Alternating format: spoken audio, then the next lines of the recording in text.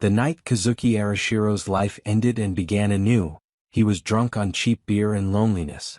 It wasn't the romantic kind of loneliness, the sort poets wrote about with aching eloquence. No, this was the mundane, suffocating variety that crept into your bones after too many nights alone in a cramped Tokyo apartment, scrolling through social media feeds filled with engagement announcements and wedding photos. At 28, Kazuki had watched his entire circle of friends pair off, one by one, like passengers boarding a train he'd somehow missed. His mother called every Sunday with the same thinly veiled concern. His father had stopped calling altogether, which somehow felt worse. The convenience store fluorescent lights buzzed overhead as he stumbled out into the October cold, clutching a plastic bag with his third six-pack of the evening.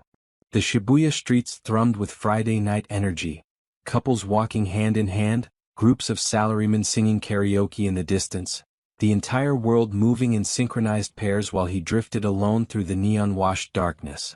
He found himself at Yoyogi Park's edge, where the city's glow faded into ancient trees and shadow. The park was technically closed, but the fence had a gap he'd discovered during previous episodes of what his therapist would call self-destructive behavior. Kazuki called it Thursday. Except tonight was Friday. He'd lost track somewhere between the third and fourth beer. The park transformed at night. Gone was the cheerful weekend atmosphere of picnickers and joggers. In darkness, it reverted to something older, something that remembered when Tokyo was Edo, when Edo was marshland, when Japan was young and God still walked between the trees. The ancient camphor and zelkova trees towered overhead, their branches weaving a canopy that blocked out the city's perpetual light pollution. For the first time in hours, Kazuki could see stars. He collapsed onto a bench near the fountain, which had been drained for the season. The empty basin yawned before him like a concrete crater, and somewhere in his alcohol-soaked brain, he found the metaphor too perfect. Empty. Drained. Waiting for something that wouldn't come until spring. This is pathetic, he said aloud, his voice swallowed by the darkness. No response. Even the universe couldn't be bothered to argue. He cracked open another beer, the hiss of carbonation absurdly loud in the stillness. Took a long drink. Then another. The cold liquid burned going down, but at least it was something to feel. You know what? He announced to the empty park, standing up with the exaggerated care of the truly intoxicated. I'm done. I'm officially done trying. If the universe wants me to find someone, it can bring her to me. He spread his arms wide, beer sloshing from the can in his right hand. Somewhere in his mind he knew he looked ridiculous, a grown man shouting at trees in the middle of the night. But liquid courage had flooded his veins, drowning out his usual restraint. Is there anyone out there? His voice echoed off the empty fountain. Anyone at all who wants to marry me? Because I'm here. I'm available. Slightly damaged, moderately employed, minimally attractive, but I'm here. The words hung in the air, and in the heartbeat of silence that followed, shame crashed over him. God, what was he doing? He lowered his arms, suddenly aware of how cold the night had gotten, how desperately alone he felt, how tomorrow morning he'd wake up hungover and mortified, if he remembered this at all. Then the temperature dropped. Not gradually, instantly. One moment autumn cool, the next winter bitter. His breath came out in visible clouds. The beer in his hand began to frost over, ice crystals forming on the aluminum like time-lapse photography. And the shadows moved. Not the natural shift of darkness when clouds crossed the moon. This was deliberate. Purposeful. The blackness between the trees gathered and condensed, flowing like liquid night across the ground toward him. Kazuki's inebriated brain struggled to process what his eyes reported. Shadows didn't move like that, didn't coalesce into forms, didn't. She stepped from the darkness as if passing through a curtain. The beer can slipped from Kazuki's numb fingers, hitting the ground with a hollow thunk, amber liquid spreading across the concrete like spilled gold. His knees forgot how to lock. His lungs forgot how to breathe. She was impossibly beautiful and terrifying in equal measure. Pale didn't begin to describe her skin. It held the translucent quality of fine porcelain, with an almost imperceptible blue undertone that suggested blood no longer flowed warm beneath the surface. In the faint starlight, she seemed to glow with her own internal luminescence, as if she'd swallowed moonlight whole and it now radiated from within her very bones. But it was her eyes that paralyzed him. They burned with supernatural red light, not reflected but emanated. Like windows into a furnace, like rubies held before a flame, like nothing human, nothing natural. The crimson glow illuminated her face from within, casting dancing shadows across features so perfectly symmetrical they approached the uncanny valley. Those eyes fixed on him with an intensity that made every survival instinct in his body scream.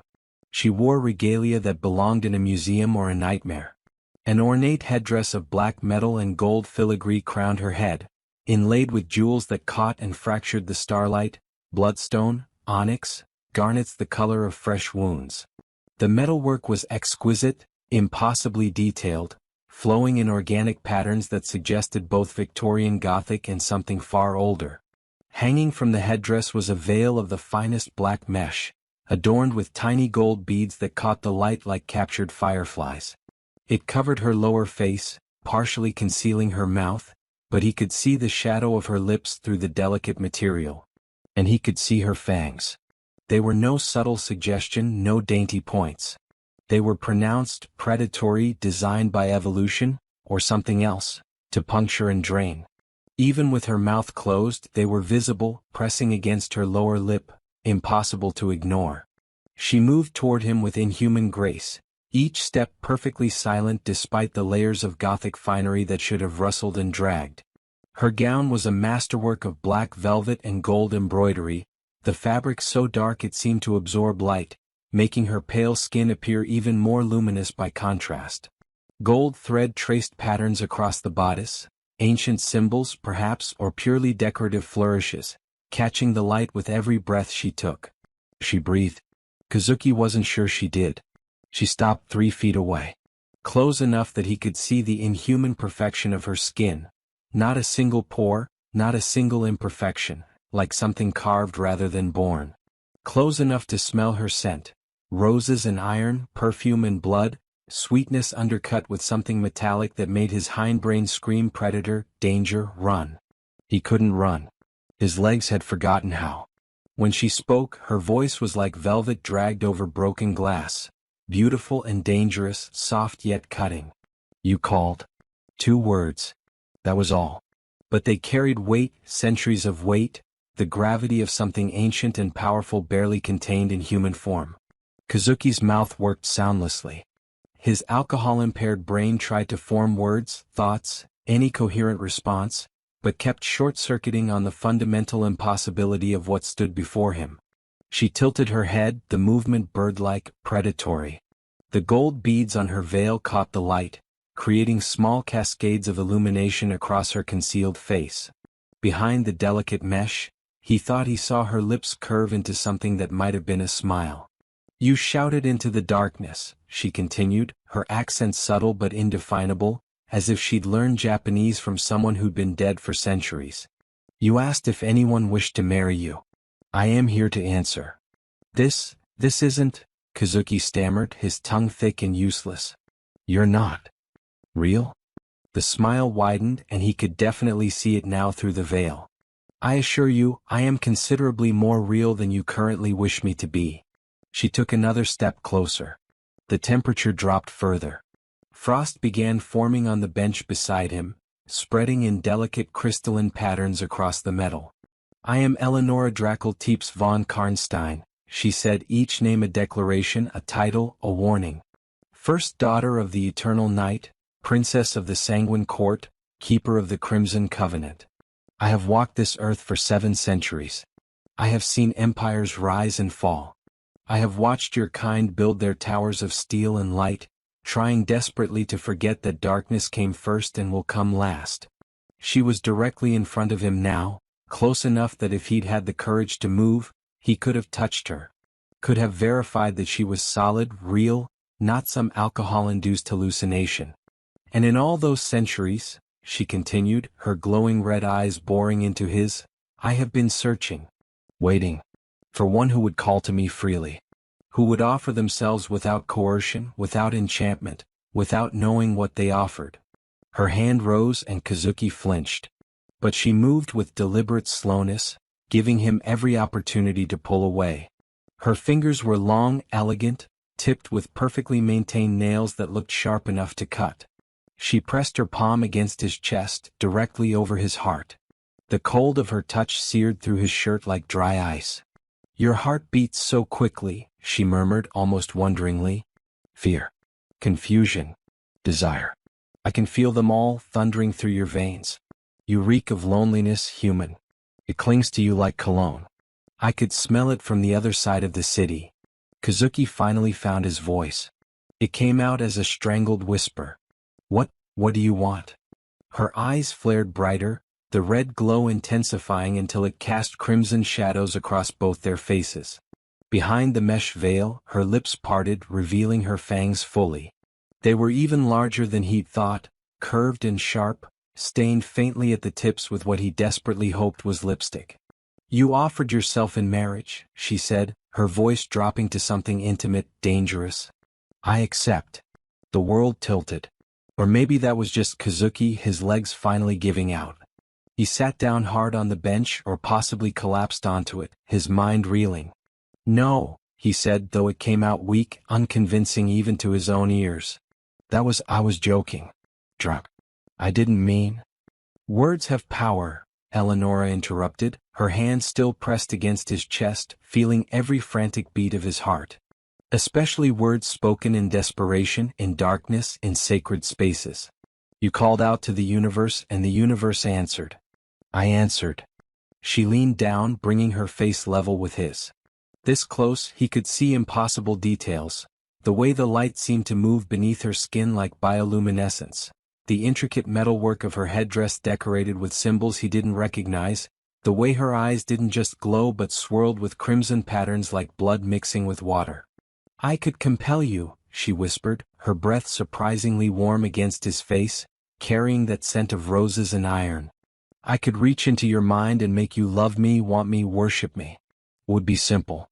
Effortless. You would never know the difference." Terror spiked through Kazuki's chest. Her hand was still there, feeling it, and her smile widened. "But I won't," she continued, "because compulsion is hollow. False. And I have tasted enough false things to last 1,000 lifetimes. No, Kazuki Arashiro. Yes, I know your name, I know everything about you. No, what I want from you is something far more precious." She straightened, pulling her hand back, and Kazuki could breathe again. The absence of her touch left a cold spot on his chest that ached. "I want your choice," she said. "Free. Uncoerced. Unclouded by my influence. You called into the darkness seeking connection, seeking someone to see you, to want you. I'm offering exactly that. I see you, Kazuki. Every lonely night, every silent morning, every moment you felt invisible while the world moved on without you. I see it all." She extended her hand toward him, palm up, an invitation. "Marry me. Become my husband, my consort, my eternal companion.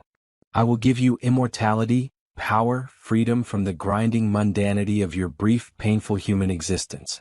You will never be alone again. You will never be overlooked again. You will never disappear into the anonymous mass of humanity again." The offer hung in the air like suspended lightning, full of terrible promise. "And if I refuse?" Kazuki asked, his voice barely audible.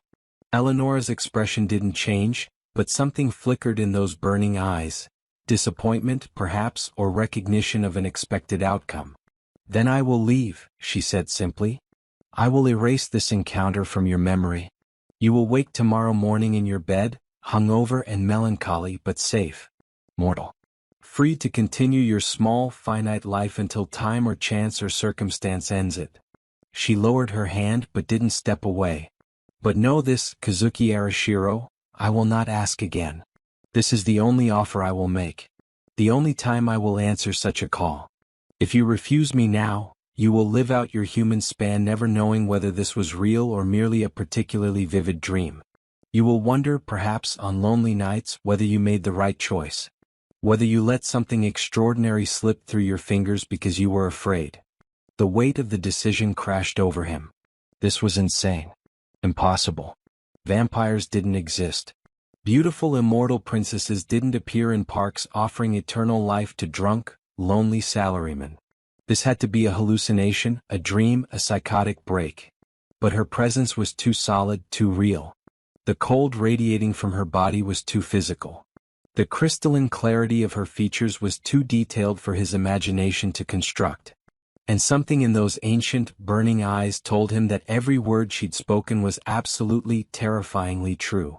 "Why me?" he asked, desperately trying to understand. "There are millions of people in this city. Billions in the world.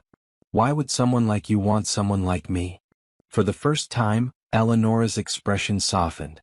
Not much, she was clearly unaccustomed to softness, but enough that something almost vulnerable flickered across her perfect features.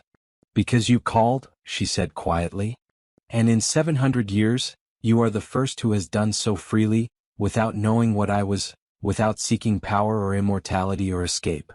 You called out in genuine loneliness, in honest desperation, wanting nothing more than to be seen, to matter to someone." She reached up and, with a slow, deliberate movement, lifted the mesh veil from her lower face. Her lips were perfect, full, pale, shaped like something from a Renaissance painting. But it was the vulnerability in the gesture that struck him. The way she revealed herself, literally unveiled herself, making herself somehow more exposed despite the obvious power she wielded. "I know loneliness, Kazuki," she continued. "I know what it is to be surrounded by your own kind yet fundamentally separate.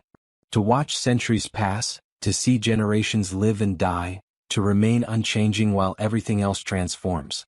I know what it is to wonder if you will ever find someone who sees you as something more than what you are, who wants you for reasons beyond your nature." She took a breath. Unnecessary probably, but the gesture somehow made her seem more real, more possible. "I am lonely too," she admitted. "And when I heard your call, I felt recognition. Kinship.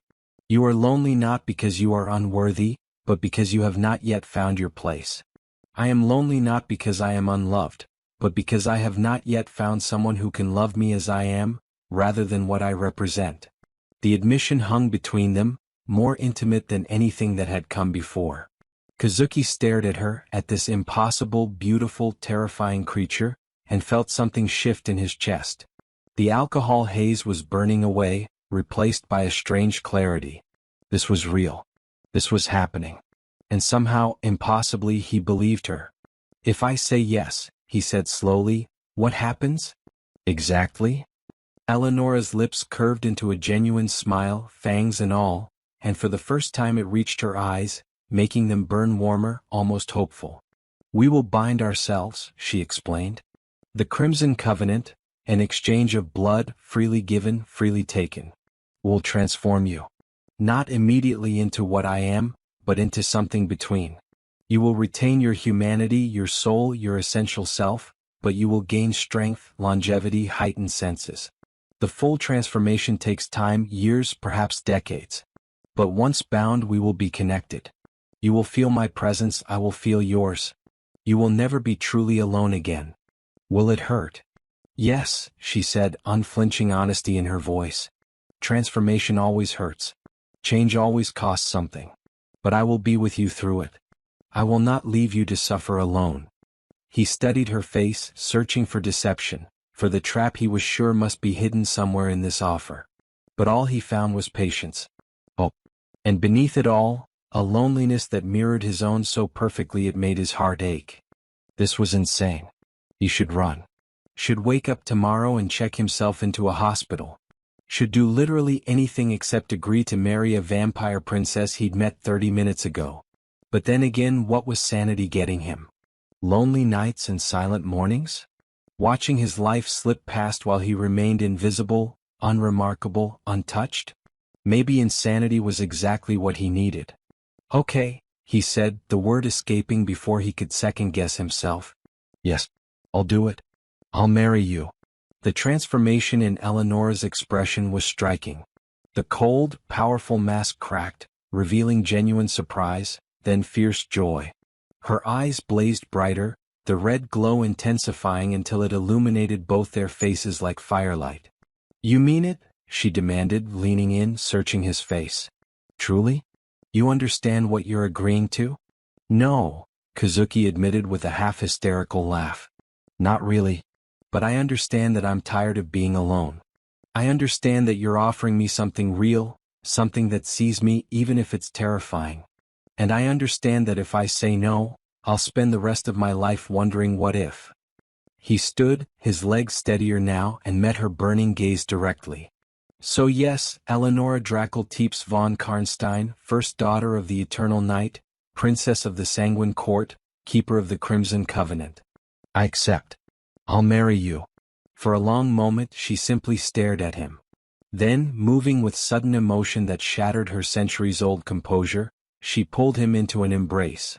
She was cold. So impossibly cold. Like being wrapped in winter itself. But there was strength in her arms, security, a fierceness that promised protection and possession in equal measure. "Thank you," she whispered against his neck, and he could feel her fangs press lightly against his skin, a promise, a threat, a future. "Thank you for seeing me. For choosing me. For being brave enough to answer yes." Then she pulled back and the powerful princess returned, though warmth still lingered in her eyes. "The ceremony must be performed properly," she said, businesslike now, though her hands remained on his shoulders. "The Crimson Covenant requires ritual, witnesses, sacred ground. But first we seal the promise." Before Kazuki could ask how, she pressed her lips to his. The kiss was cold fire, winter lightning. Her mouth was soft and impossibly cold, but the contact sent heat rushing through his entire body.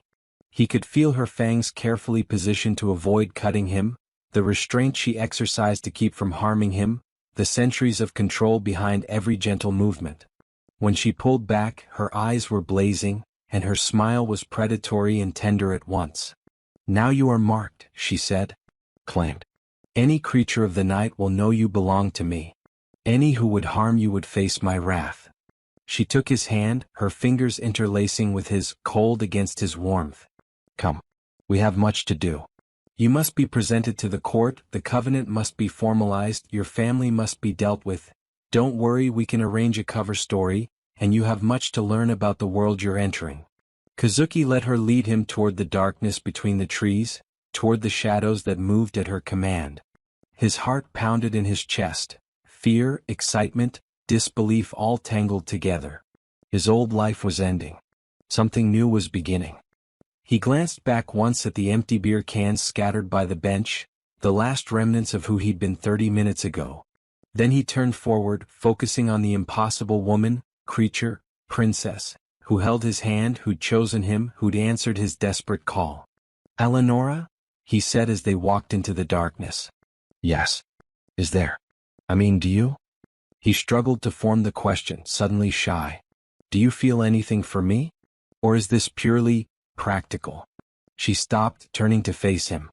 The shadows pooled around them, darkness absolute except for the crimson glow of her eyes.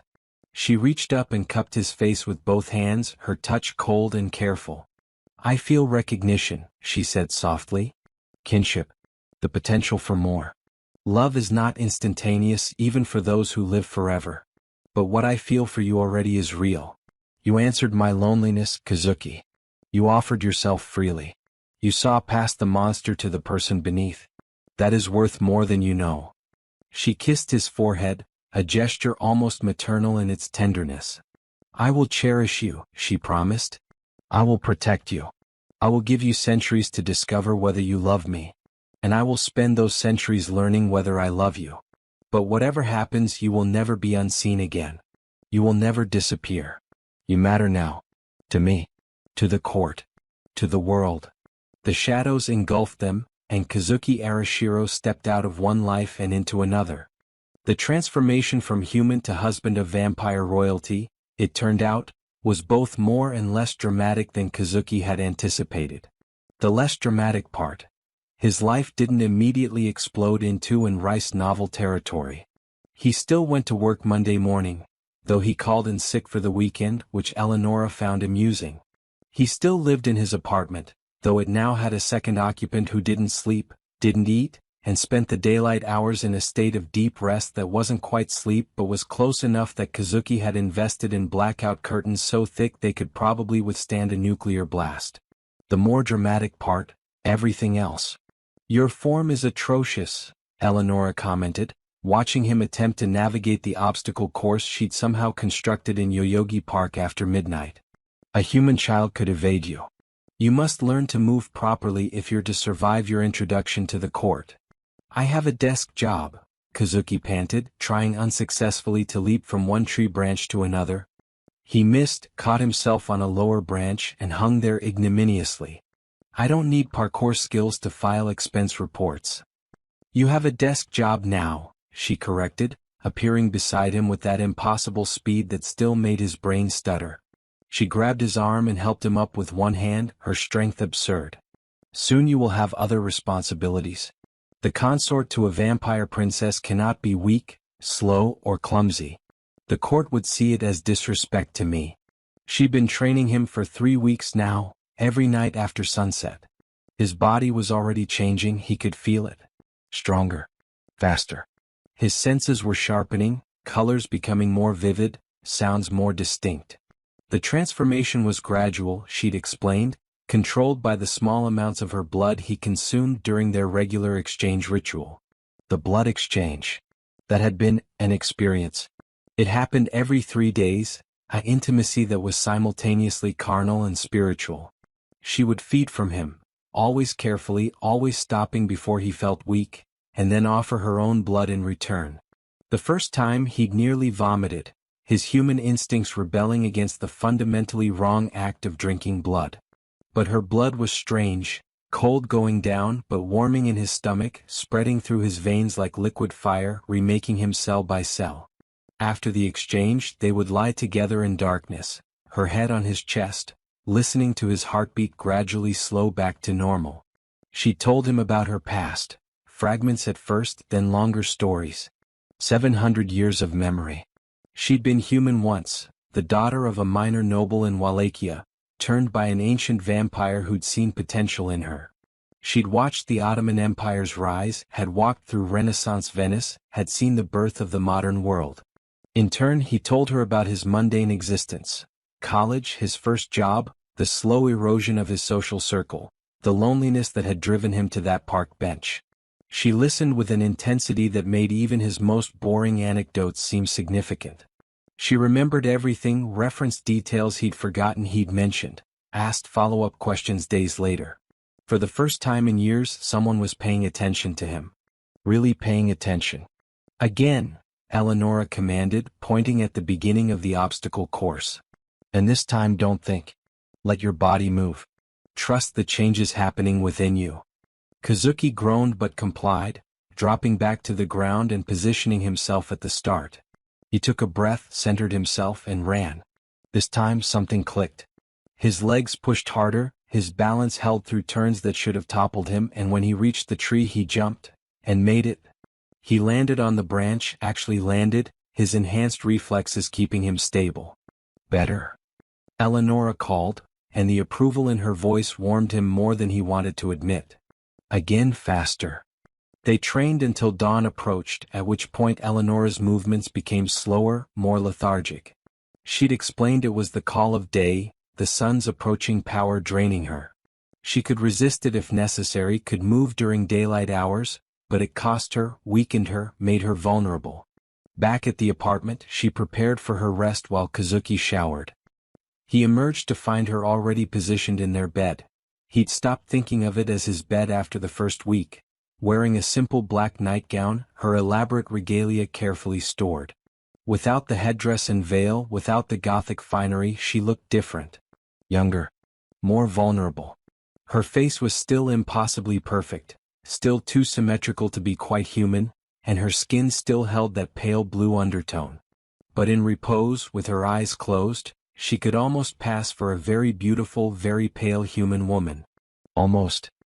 He lay down beside her and without waking, if she was truly asleep, she turned toward him, pressing against his side, her cold body seeking his warmth. He'd learned she did this unconsciously during her day rest, as if some part of her still remembered human comfort, human touch. He wrapped an arm around her, feeling the strange stillness of her body, no heartbeat, no breathing, just perfect marble silence, and closed his eyes. His phone buzzed. A text from his mother. Are you coming to dinner this Sunday? Your father's asking about you. Guilt twisted in his chest. He'd been dodging his family for weeks, unsure how to explain Eleonora, uncertain whether he should even try.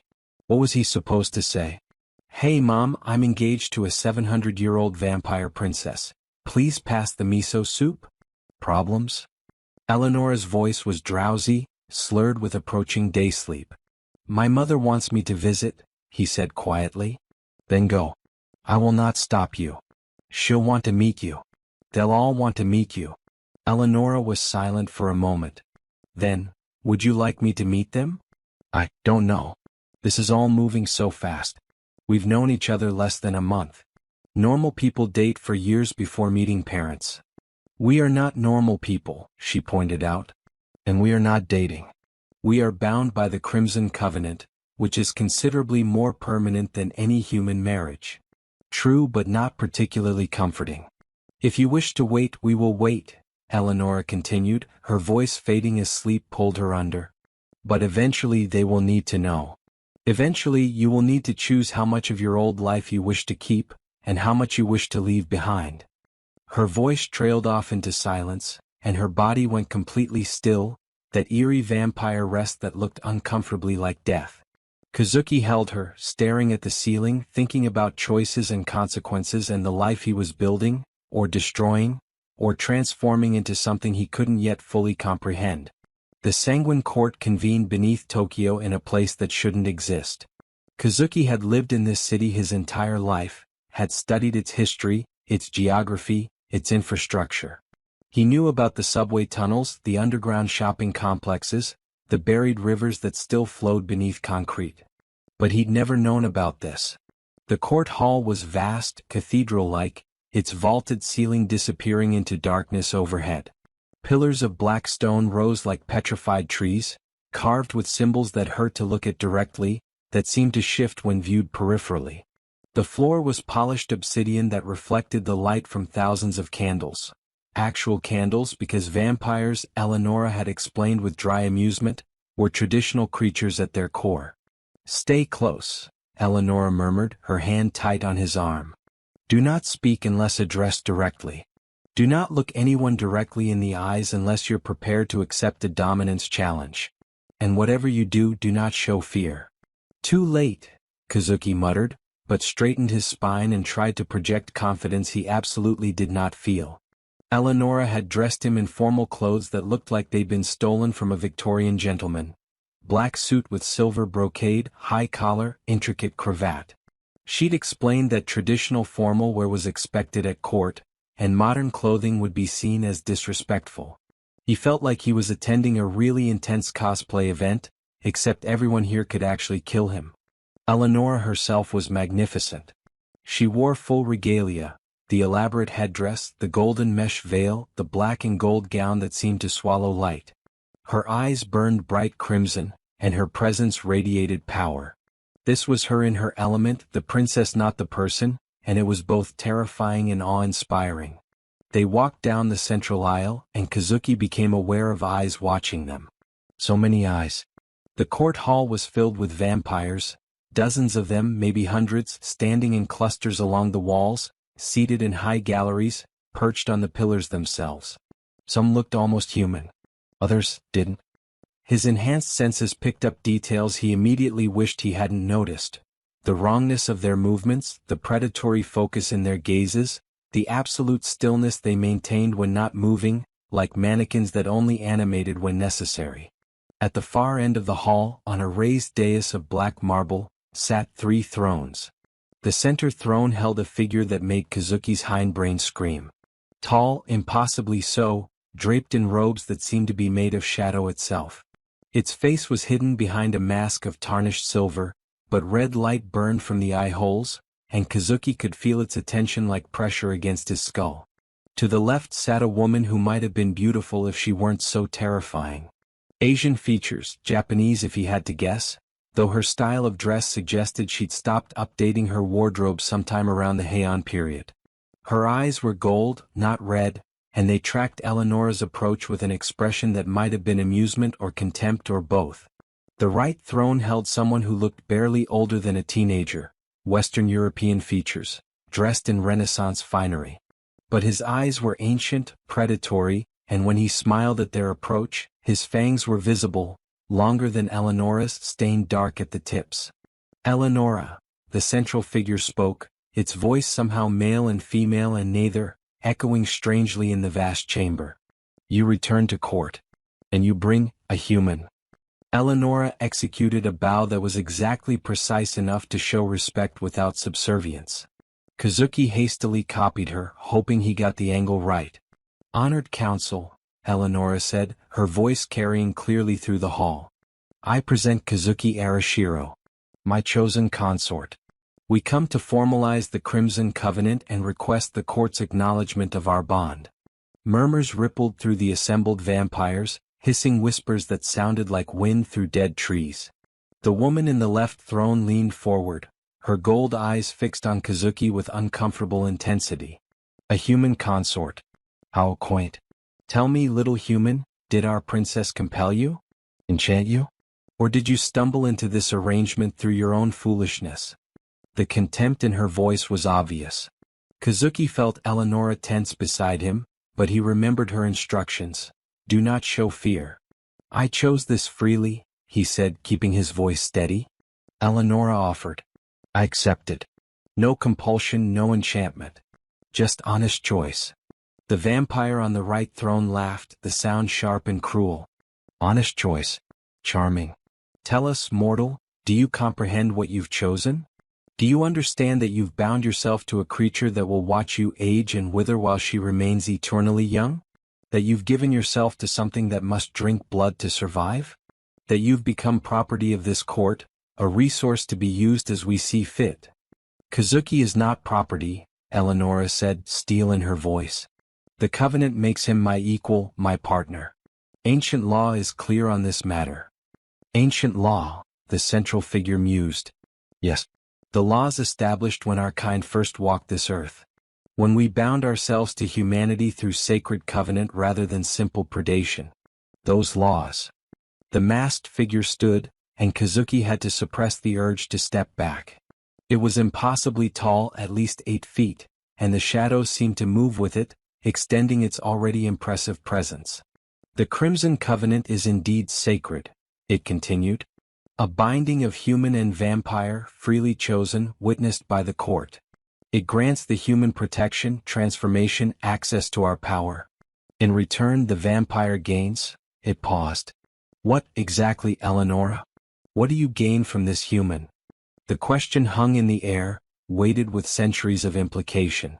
Eleonora lifted her chin, meeting the masked figure's burning gaze without flinching. I gain a companion who sees me as I am. I gain someone who chose me for myself, not for my power, my station, or my blood. I gain the possibility of connection in a world where my kind grows increasingly isolated. Sentiment, the woman on the left throne said dismissively. You risk violation of the masquerade, risk exposure, risk disruption of the careful balance we've maintained for centuries, all for sentiment.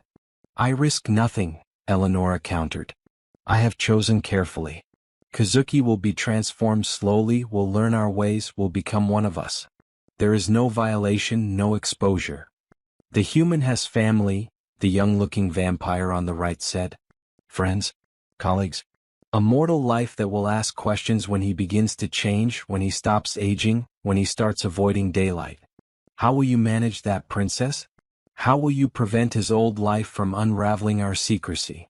We will manage, Eleonora said firmly. As countless others have managed before us. This is not unprecedented. It is unprecedented for you, the central figure observed. In 700 years, you have taken no consort, shown no interest in binding yourself to another. Yet now you bring this unremarkable human before us and demand our acknowledgement. Why? Eleonora was silent for a long moment. Then, in a voice that carried quiet certainty, she said, Because I was lonely. And he answered. The simplicity of the statement seemed to surprise the council. The masked figure tilted its head, the gold-eyed woman's expression softened fractionally, and the young vampire's cruel smile faded into something more contemplative. Loneliness, the central figure repeated. A human emotion. I had not thought you capable of such things anymore, Eleonora. Vampires are not stones, Eleonora replied. We feel. We suffer. We long for connection. We simply do so for longer than humans can imagine. The masked figure was silent for what felt like an eternity. Then it raised one hand, and the murmuring throughout the hall ceased instantly. Very well, it said. The Crimson Covenant is acknowledged.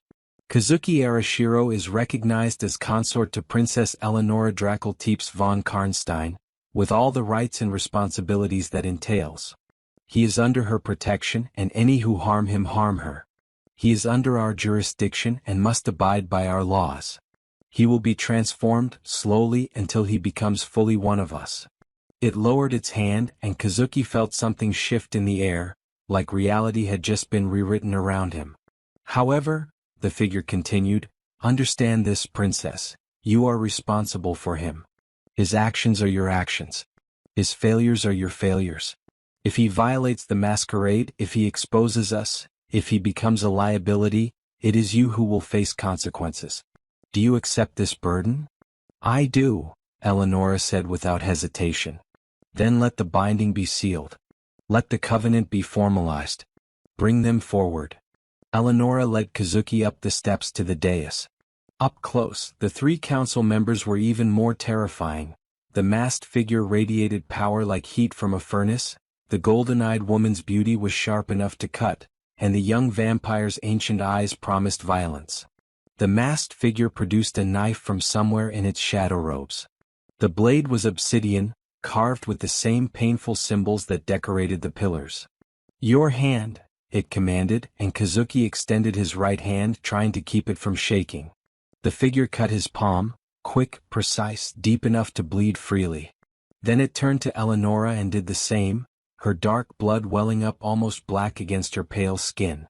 Join your blood, the figure intoned. Let it mingle. Let it bind. Kazuki pressed his bleeding palm against Eleonora's. The contact was electric, cold fire rushing up his arm into his chest, exploding through his entire body. He gasped, his knees buckling, but Eleonora held him steady, her other arm wrapping around his waist. I bind myself to you, Eleonora said, her voice formal, ritualistic. My blood to your blood. My life to your life. My eternity to your eternity.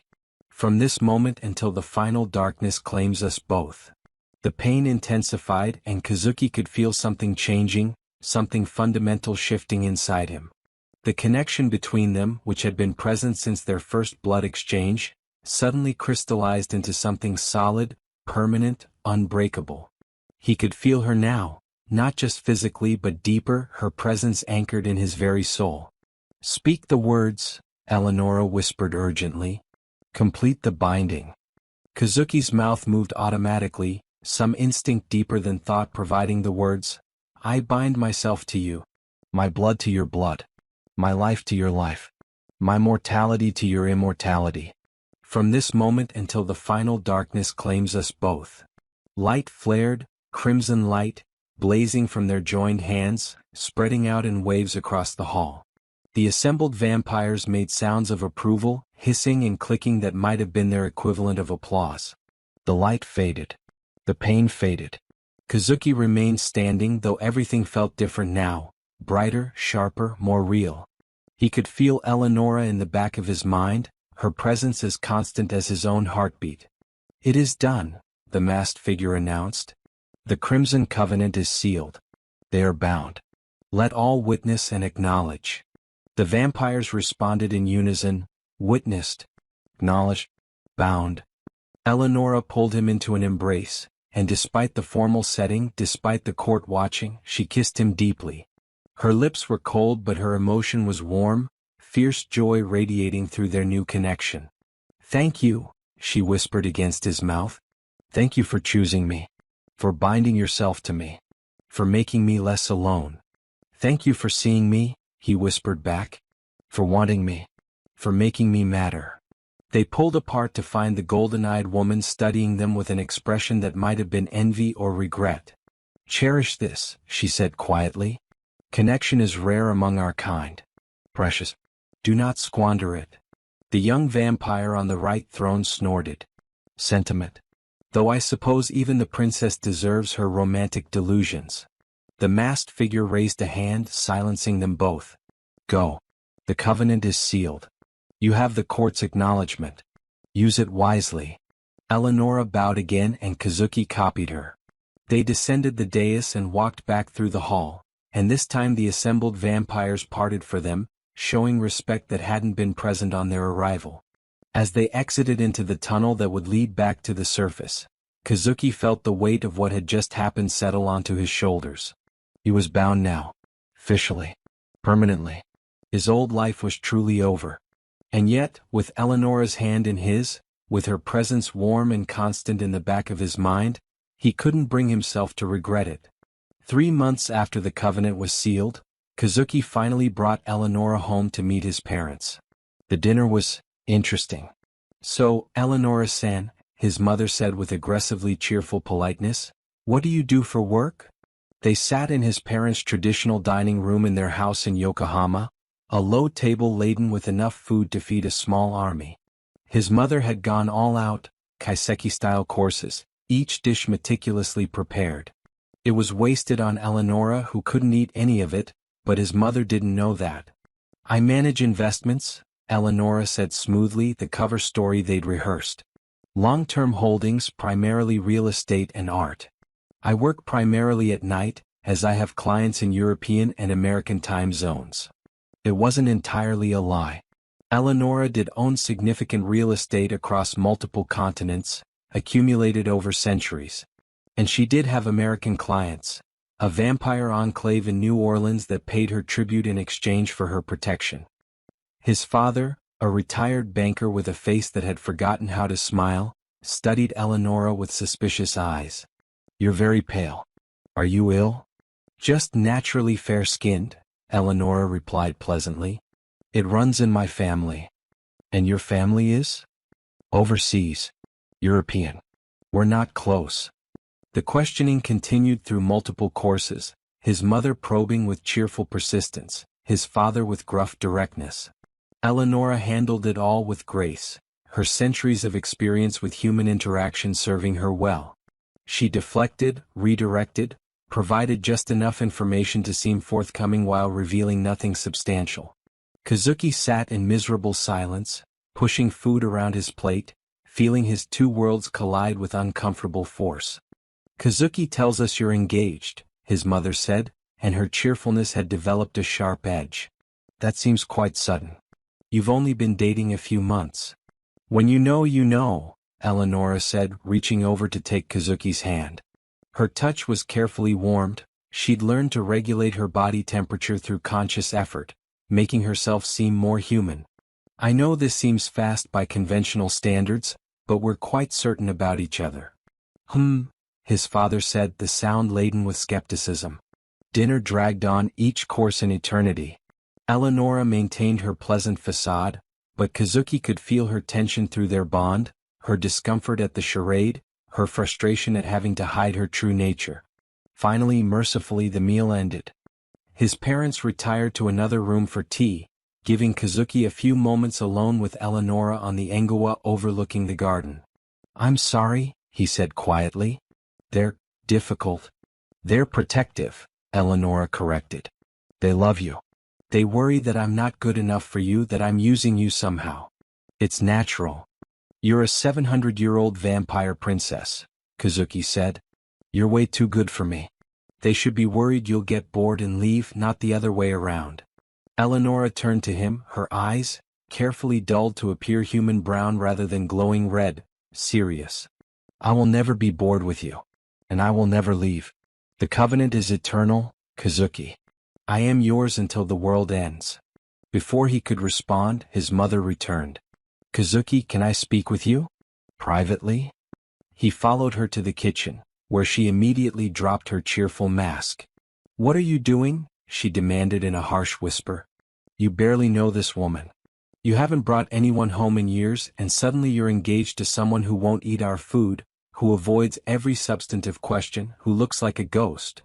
I love her, Kazuki said, and realized with surprise that it was true. Somewhere between the blood exchanges and the training sessions and the quiet moments lying together in darkness, he'd fallen in love with the impossible creature who'd answered his call. Love? His mother said flatly. You love someone you met 3 months ago. Someone who you know nothing about. Someone who sees me, Kazuki interrupted. Someone who listens to me. Someone who makes me feel like I matter. When's the last time you asked me about my life, Mom? Really asked, not just, when are you getting married? Or, why haven't you been promoted? Or, what's wrong with you? When's the last time you saw me as something other than a disappointment?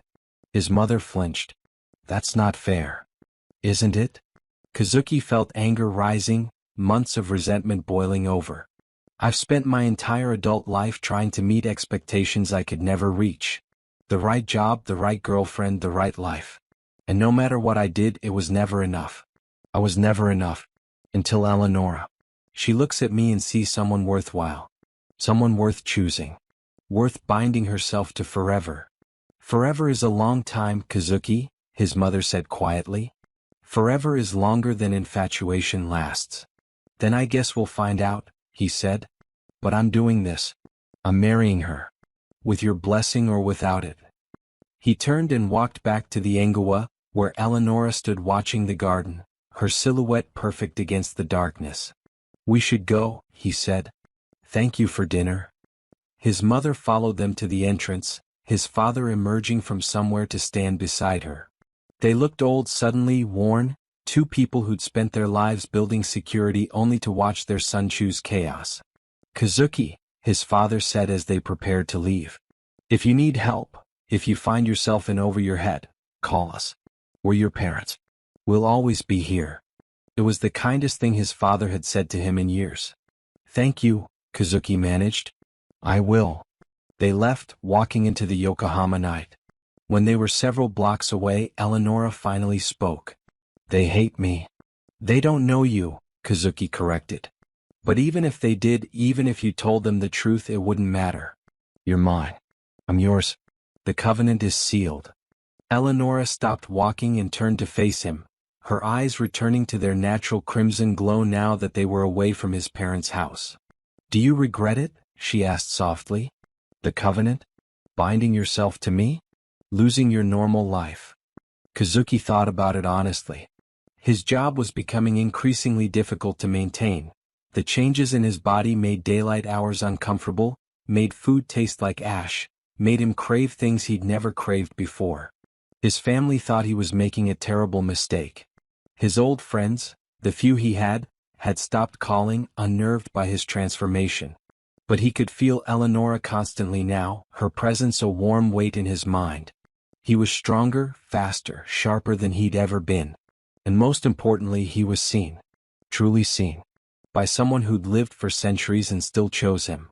No regrets, he said firmly. Not one. She smiled, fangs visible, beautiful and terrible, and pulled him into a kiss that tasted like roses and iron and eternity. The full transformation took 2 years. It happened gradually, almost imperceptibly at first. His senses sharpened to supernatural levels. He could hear heartbeats from rooms away, could smell the subtle chemical changes in someone's sweat that indicated fear or arousal or illness.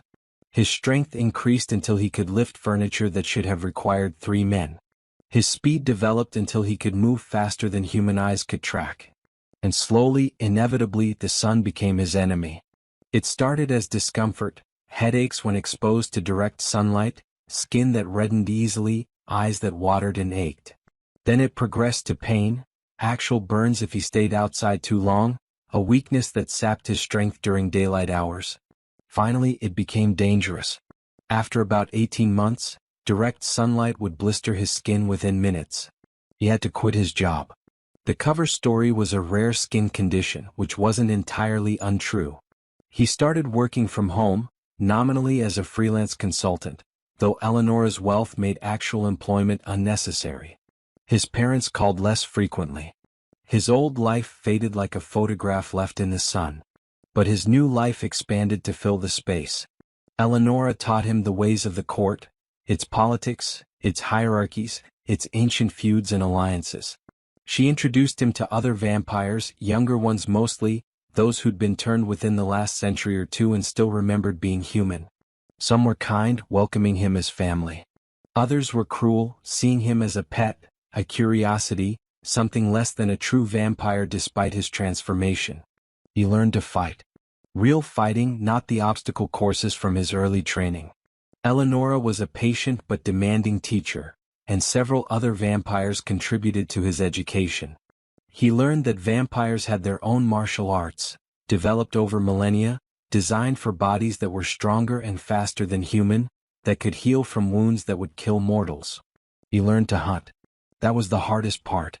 Vampires needed blood, not constantly, not in vast quantities like movies suggested, but regularly. Eleonora could go a week between feedings if necessary, though she preferred every 3 or 4 days. As Kazuki's transformation progressed, he developed the same need. "We don't kill," Eleonora explained during his first hunt. They stood on a Roppongi rooftop, watching the nightlife district throb with humanity below. That's a myth. Or rather, it's what the old ones did before we developed the masquerade. Modern vampires are more civilized. How civilized can draining someone's blood be? Kazuki asked, his new fangs, still small but growing, aching with hunger. We take only what we need. We cloud their memory of the encounter. They wake the next morning thinking they had too much to drink, or that they had an unusually vivid dream. No harm done beyond temporary weakness. She taught him how to identify suitable prey, people who were intoxicated enough to have their memories easily clouded, but not so drunk that their blood was compromised. How to approach, to charm, to lead them somewhere private. How to bite without causing unnecessary pain. How to drink just enough and no more. His first feeding was messy, awkward, and deeply uncomfortable. The man, a salaryman stumbling out of a bar at 2 a.m., was terrified when Kazuki's control slipped and his eyes flared red. It took Eleonora's intervention to calm the situation, to cloud the man's memory properly, to ensure no damage was done. But he learned. Over months, he learned to control the hunger, to make the feeding swift and painless, to ensure his prey remembered nothing. And he tried very hard not to think about the ethics of it all. "It bothers you," Eleonora observed one night after a feeding.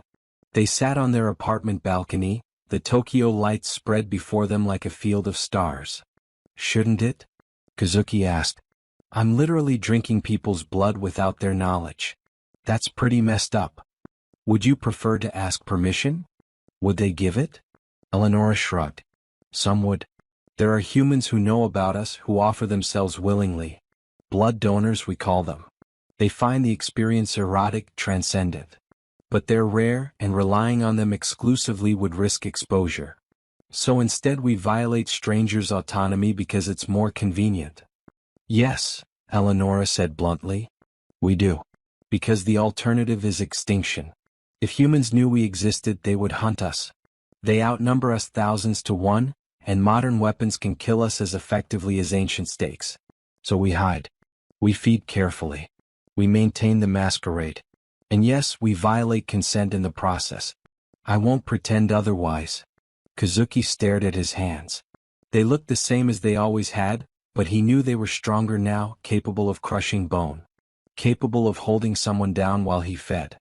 "I didn't become a vampire to develop a hero complex," Eleonora continued. "I became one to survive. You're becoming one for the same reason, because the alternative was watching yourself age and die while I remained eternal. The Covenant saved you from mortality, but it didn't make you innocent. None of us are innocent, Kazuki. We're predators. Beautiful, sophisticated, civilized predators. But predators nonetheless. How do you live with it?" he asked quietly. "By remembering that every prey animal I was when I was human, every chicken I ate, every fish, every piece of beef, was also killed without its consent for my survival. Humans sit atop the food chain and never question their right to consume everything beneath them. Vampires simply occupy a higher position on that same chain. Is it ethical? Perhaps not. But ethics are a luxury afforded to those who don't have to struggle for survival." It was a dark philosophy, and Kazuki wasn't sure he fully accepted it. But he understood it. And more importantly, he understood that this was his reality now. He was a vampire. Or close enough to one that the distinction didn't matter. His humanity was fading, replaced by something older, something hungrier, something that belonged to the darkness. And strangely, he found he didn't mind as much as he thought he would. The final stage of transformation happened on a random Tuesday night, unremarkable in every way except that it marked the end of what Kazuki Arashiro had been and the beginning of what he had become. He woke, though woke wasn't quite the right word as he hadn't truly slept, from his day rest to find the world fundamentally different. Sharper. Clear.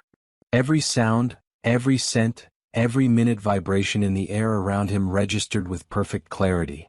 He could hear individual heartbeats in the apartment building, could distinguish at least 20 separate conversations happening on different floors, could smell the distinctive scent of every person within a 100-meter radius. His body felt different too. Lighter. Stronger. Like he was made of coiled wire rather than flesh and bone. He stood, and the movement was effortless, perfectly balanced, his body responding to thought with zero lag between intention and execution. And he wasn't breathing. He could breathe if he chose to, but his body no longer required it.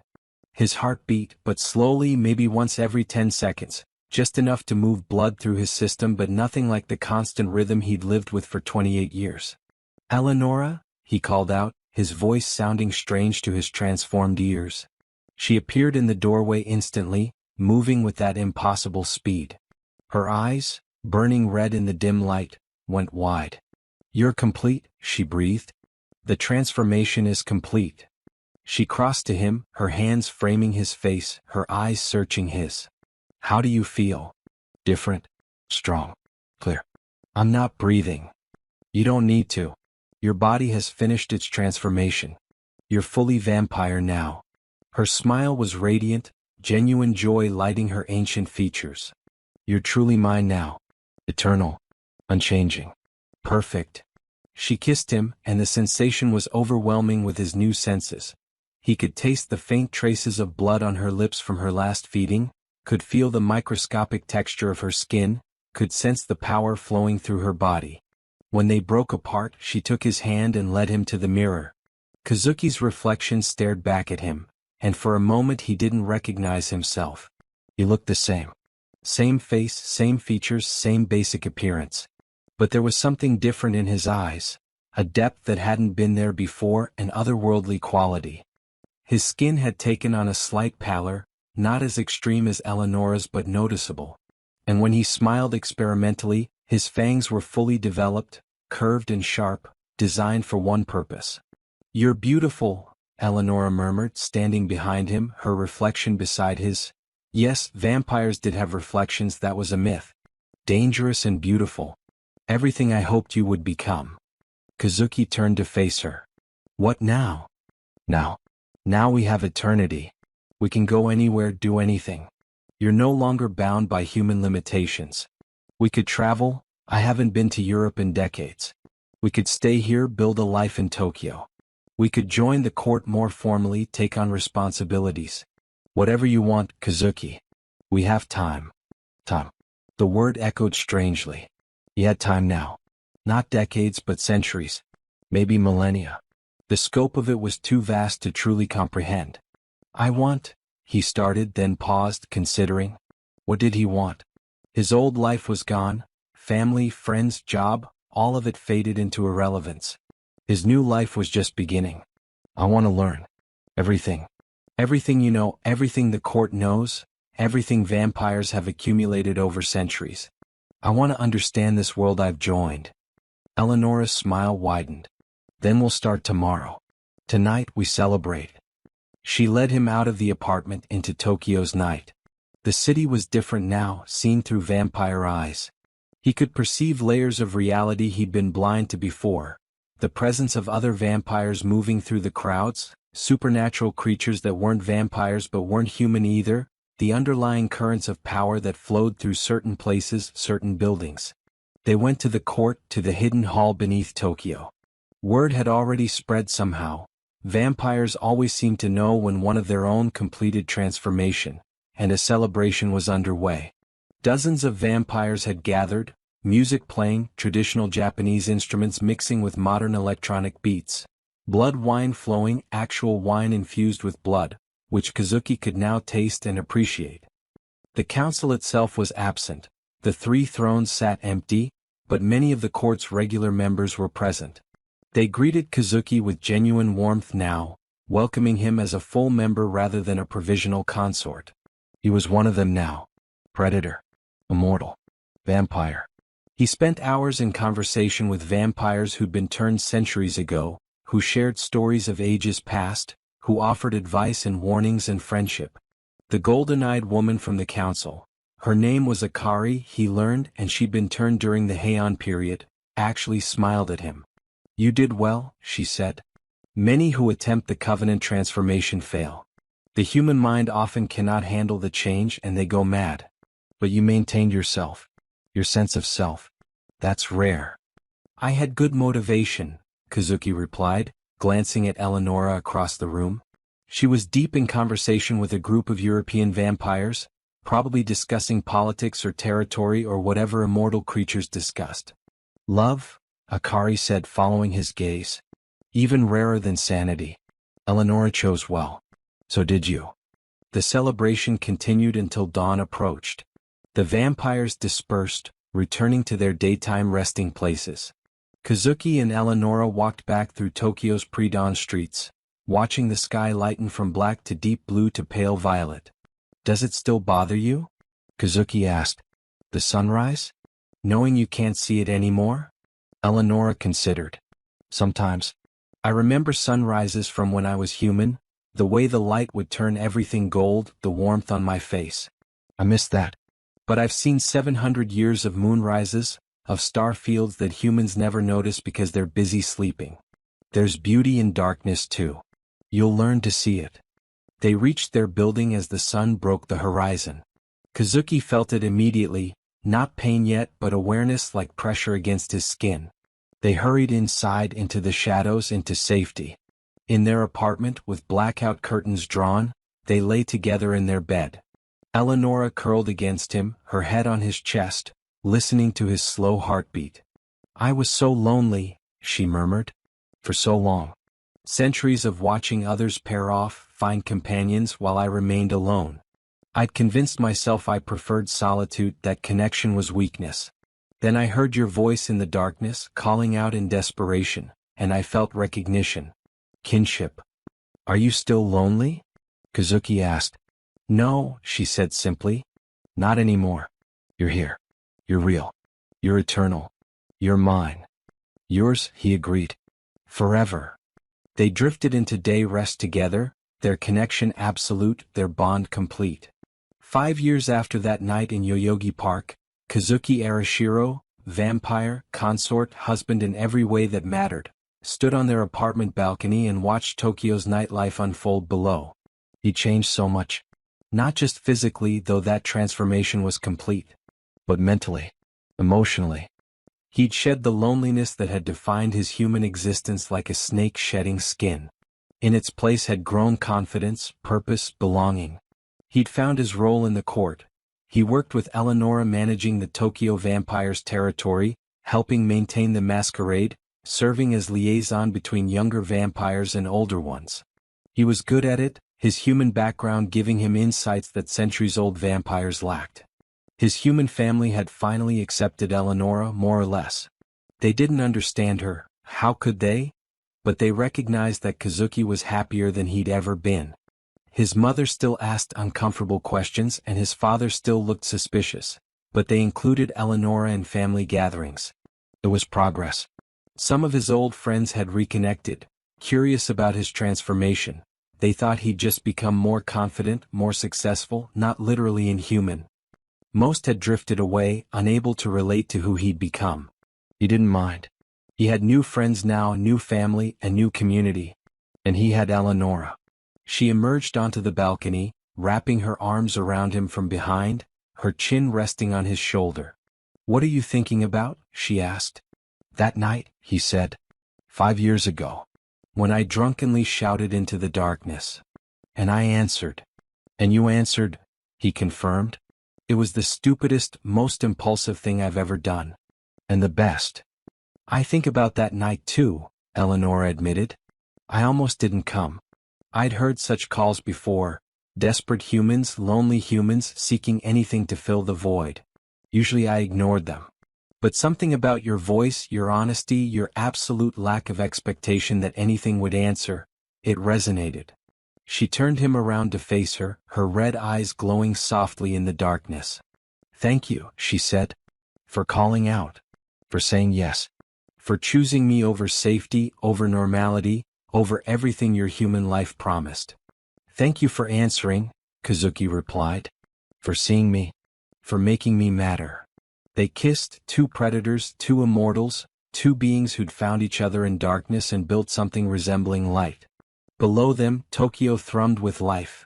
Millions of humans going about their brief, bright existences, unaware of the creatures watching from above. Unaware that their world was shared with others, that the darkness held more than empty space. Somewhere in the city, another lonely person might be calling out, desperate for connection, willing to accept any answer. And somewhere, something might be listening. But for Kazuki and Eleonora, the search was over. They'd found what they'd been seeking. They'd found each other. And they had eternity to explore what that meant.